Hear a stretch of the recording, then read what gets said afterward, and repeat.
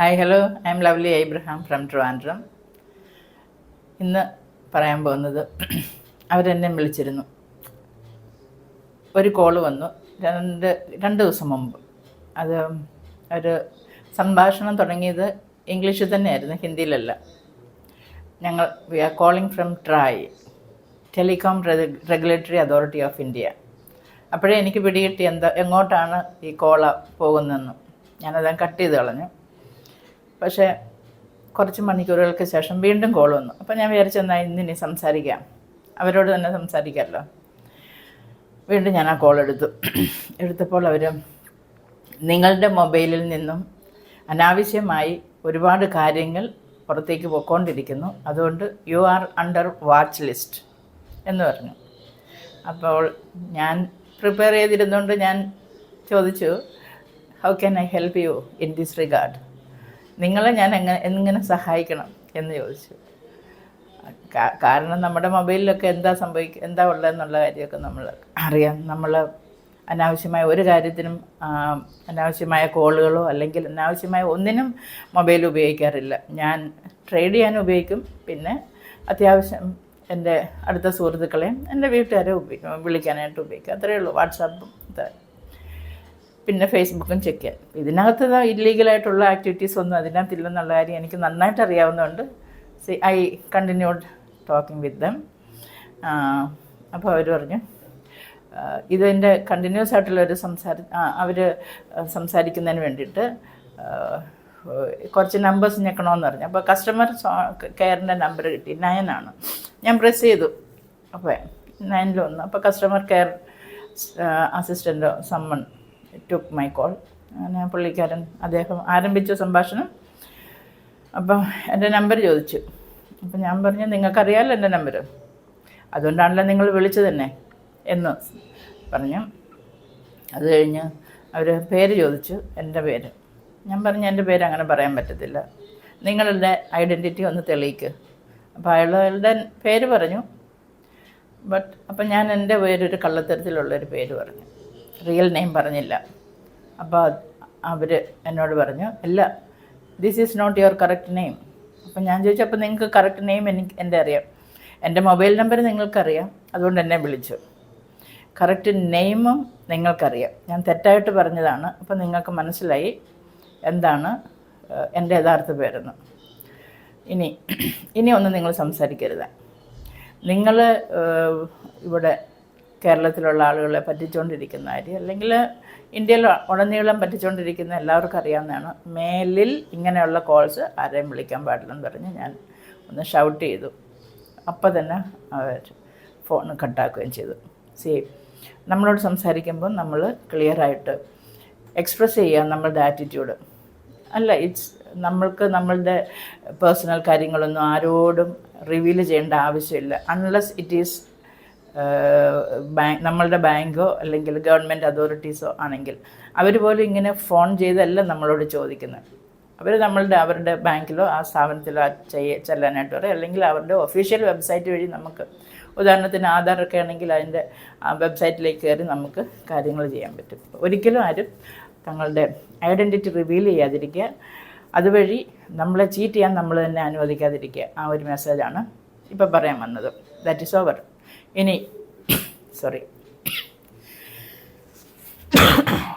രണ്ടാമത്തെ ഇൻസിഡൻറ്റ് എന്താണെന്ന് വെച്ചാൽ, കേരളത്തിലെ ഒരു one of the number 1 famous Malayalam TV ചാനൽസിൻ്റെ ഒരു official, he is one of my best friends. ഫേസ്ബുക്കിലെ ഒരു ഫ്രണ്ടാണ്. അദ്ദേഹത്തിൻ്റെ ഐഡൻറ്റിറ്റിയിൽ നിന്നും എനിക്ക് എൻ്റെ മെസ്സഞ്ചറിലേക്ക് ഒരു മെസ്സേജ് വന്നു. ഹായ്, ഹലോ, എവിടെയാണ്, സുഖമാണോ? ഓക്കെ, ഓഫ് കോഴ്സ് ഞാൻ ഓക്കെ അടിച്ചു. പറഞ്ഞ നമുക്ക് സംശയിക്കേണ്ട, നമ്മുടെ നല്ലൊരു സുഹൃത്തായതുകൊണ്ട്. ഉടനെ തന്നെ അവിടുന്ന് എനിക്കൊരു എമർജൻസി ഉണ്ടായി. അപ്പം ഞാൻ ചോദിച്ചു, വാട്ട്? കുറച്ച് പൈസ വേണം.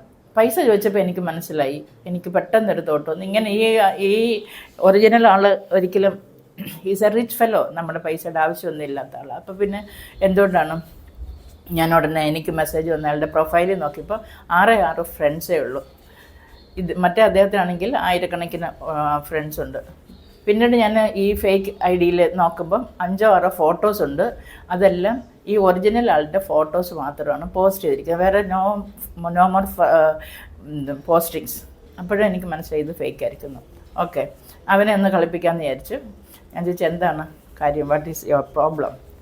അപ്പം ഒരു 15,000 രൂപ പെട്ടെന്ന് അയച്ചു തരണം. അത് എനിക്ക് എൻ്റെ ഒരാൾ ഹോസ്പിറ്റലിൽ കിടക്കുന്നുണ്ട്, അതിന് വേണ്ടിയിട്ടാണെന്ന് പറഞ്ഞു. എന്നിട്ട് പെട്ടെന്ന് തന്നെ ഞാൻ റിപ്ലൈ കൊടുക്കുന്നതിന് പെട്ടെന്ന് തന്നെ ഒരു മൊബൈൽ നമ്പർ തന്നു. ഞാൻ വെറുതെ ഒന്ന് അടിച്ചു നോക്കിയപ്പം മറ്റൊരു പേരാണ്. അതായത് ഈ ഫേസ്ബുക്കിൽ ഇട്ടിരിക്കുന്ന പേരല്ല, ഇട്ടിരിക്കുന്ന പേരെ അല്ല മൊബൈലിൽ അടിച്ച് നോക്കിയപ്പോൾ എനിക്ക് കിട്ടിയത്. സോ ഞാൻ പറഞ്ഞു ഡിഫറെൻറ്റ് പേരാണല്ലോ, നിങ്ങളുടെ പേരല്ല, അതെൻ്റെ ഫ്രണ്ടിൻ്റെ പേരാണ്. ഞാൻ പറഞ്ഞു ഫ്രണ്ടിനെ I don't know who is your friend. പിന്നെ ഞാൻ എന്തിനാണ് നിങ്ങൾക്ക് എൻ്റെ കാശ് ആ ഫ്രണ്ടിന് അയച്ചു കൊടുക്കുന്നത്? പറ്റില്ല. നിങ്ങളുടെ ബാങ്ക് അക്കൗണ്ട്, നിങ്ങളുടെ പാസ്ബുക്ക് എടുക്കുക, ഫ്രണ്ട് പേജ് അതിൻ്റെ ഫോട്ടോ എടുത്ത് എനിക്ക് അയച്ചു തരാൻ പറഞ്ഞു. അതൊന്നും ചെയ്യത്തില്ലെന്ന് അറിയാമല്ലോ, കാരണം അവരുടെ അതും നമ്മുടെ ഒരു ഡോക്യുമെൻ്റാണ് ഈ ബാങ്ക് പാസ്ബുക്കിൻ്റെ ഡീറ്റെയിൽസ് എല്ലാം കൊടുക്കുക എന്നുള്ളത്. അതും തന്നില്ല. പെട്ടെന്ന് തന്നെ ഒരു സൈലൻസ് അവിടെ ഉണ്ടായിരുന്നു. ഒരു 3-4 മിനിറ്റ് നേരത്തേക്ക് പെട്ടെന്ന് ഞാൻ ഇതിൻ്റെ എല്ലാം സ്ക്രീൻഷോട്ട്സ് എടുത്തിട്ട് എൻ്റെ ഒറിജിനൽ ഫേസ്ബുക്ക് ഫ്രണ്ടിന് ഞാൻ മെസ്സഞ്ചറിൽ അയച്ചു കൊടുത്തു. പെട്ടെന്ന് തന്നെ അദ്ദേഹം എനിക്ക് റിപ്ലൈ തന്നു, don't give any money, it's not me, this is a fake account എന്ന് പറഞ്ഞു. ഉടനെ തന്നെ ഞാൻ ഇദ്ദേഹത്തിൻ്റെ അടുത്തേക്ക് ഇങ്ങനെ വന്നപ്പം എൻ്റെ മെസ്സഞ്ചറിൽ തന്നെ കയറിയപ്പം ഒരു എമർജൻസി ഉണ്ട്, സുഹൃത്തിന് മകളാണ് ഹോസ്പിറ്റലിൽ കിടക്കുന്നത്, അതിന് വേണ്ടിയിട്ടുള്ള പേയ്മെൻറ്റിന് വേണ്ടിയിട്ടാണ് ഇത് പൈസ ചോദിച്ചതെന്ന് പറഞ്ഞു. ഞാൻ ഉടനെ 3-4 കാര്യങ്ങൾ ചോദിച്ചു. ഏത് ഹോസ്പിറ്റലാണ്, ഹോസ്പിറ്റലിൻ്റെ പേരെന്താണ്, അഡ്രസ്സ് എന്താ, കുട്ടീനെ അല്ലെങ്കിൽ ആ രോഗിയെ ശുശ്രൂഷിക്കുന്ന ഡോക്ടറിൻ്റെ ഫോൺ നമ്പരോ പേരും രജിസ്ട്രേഷൻ നമ്പരും തരിക. അടുത്തത് ഇൻപേഷ്യൻ്റ് ആണെങ്കിൽ ആ നമ്പർ തരിക, ഔട്ട് പേഷ്യൻ്റ് ആണെങ്കിൽ ആ നമ്പർ എനിക്ക് തരിക, എനിക്ക് കോൺടാക്റ്റ് ചെയ്യാം എന്ന് വിചാരിച്ചിട്ടാണ് ഞാൻ ഇത്തരം കാര്യങ്ങൾ സംസാരിച്ചത്. എനിവേയ്സ് എന്ത് തന്നെ എന്നാലും ഞാൻ പൈസ അയച്ചു കൊടുക്കത്തില്ലായിരുന്നു. എന്നാലും നമ്മൾ മനസ്സിലാക്കേണ്ടത് നമ്മളെ അസുഖമാണ്, പൈസ വേണം ട്രീറ്റ്മെൻറ്റിന്. നമ്മളുടെ ഒരു മനസ്സിലൊരു ചാരിറ്റിയുടെ ഒരു ആറ്റിറ്റ്യൂഡിലൂടെ പോകുമ്പോൾ നമ്മൾ പെട്ടെന്ന് നമുക്ക് പൈസയൊക്കെ എടുത്ത് കൊടുക്കാനായിട്ട് തോന്നും. അതിൻ്റെ ഒന്നും ആവശ്യമില്ല. പെട്ടെന്ന് നമ്മൾ അവരോട് ചോദിക്കുക ഫുൾ ഡീറ്റെയിൽസ്. ചീറ്റ് ചെയ്യപ്പെടരുത്.